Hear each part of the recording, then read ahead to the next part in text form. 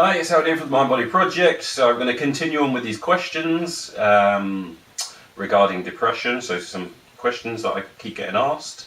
So this one is, why is there a rise in depression? Very good question. So this is my take on it. Right, the first thing is that TV. There is so much nonsense on TV, and you've got to understand that whatever you listen to, whatever your input channel is, or whatever's going in your head is essentially making a difference, or is actually hardwiring your mind into certain beliefs and certain attitudes and certain values. So it's actually, so whatever you're listening to, a load of people listen to the news, how much it's negative hypnosis. So there's a lot of negativity out there. And what that does is when you start going into another environment, say a work environment, and everybody watches the news, and then what happens is it gets reinforced if everyone starts talking about what's on the news. So whatever's on the TV is going to affect you. Eating. Now, I've just done a load of research on eating, and one of the things is like the amount of toxins going in your body. So if you've got a load of toxins coming in your body, then that causes systemic inflammation, which then can lead to neuroinflammation, which is the scientists are now saying that's a cause depression as well. So that's another thing, and they've shown that if you can get rid of the inflammation, then a person will start to feel better pretty quickly within like 2 weeks. So that's another issue as well. Lack of exercise.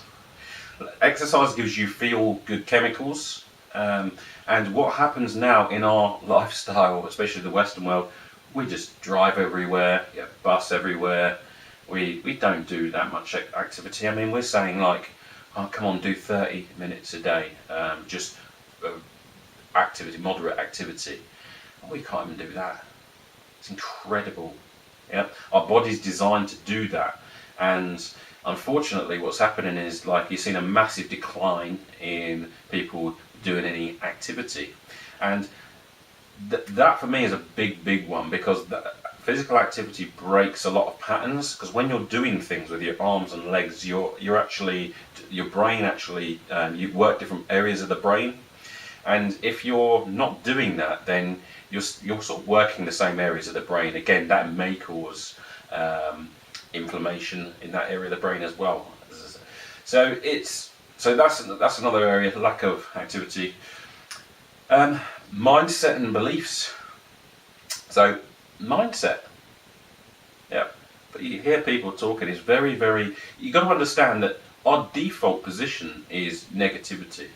Yeah, our self-talk is 90% like negativity.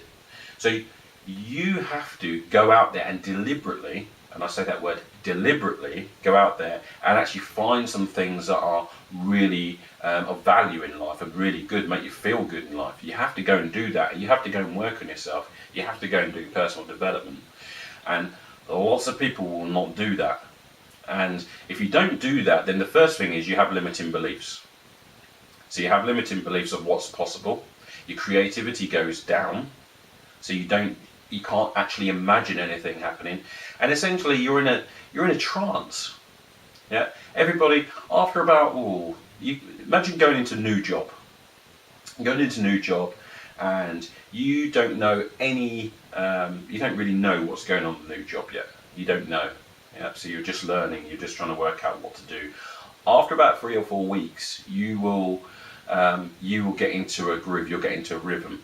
And you will then start learning how to do the new job. So in other words, you learn patterns. Yeah? You learn what you do from the first thing you go in the morning. You learn about meetings. You learn about when the staff meetings are. You learn about the breaks. So you also all of a sudden you got into a rhythm. And what happens is your unconscious mind, once it learns that, then it goes on a sort of autopilot. Yeah, and which I call a trance. So it's autopilot. You're just going in every day. You know what to do. You know what's going to happen, basically, and that's the way that you sort of go on. And therefore, that's what happens with mindset as well. So if you start if you go into like listening to the news, or you do something negative, or you're in a group of negative people, then what happens is initially you might say, I don't agree with that, but after a while you actually, it becomes automatic pilot, and you start taking on some of those beliefs, you start taking on those behaviors unconsciously, which then actually affects your outlook of the world. So you start looking at the world in a place where, again, it's everything's bad, everything's evil, and there's no good in there. And that's, unless you deliberately go out there and actually go and find things, go and find people to learn off, go and actually develop yourself, unless you go and put the time in and do that, then that's another thing that's, again, you're not really gonna develop, and you're gonna start thinking in a way which is not gonna make you feel good. It's gonna make you feel bad.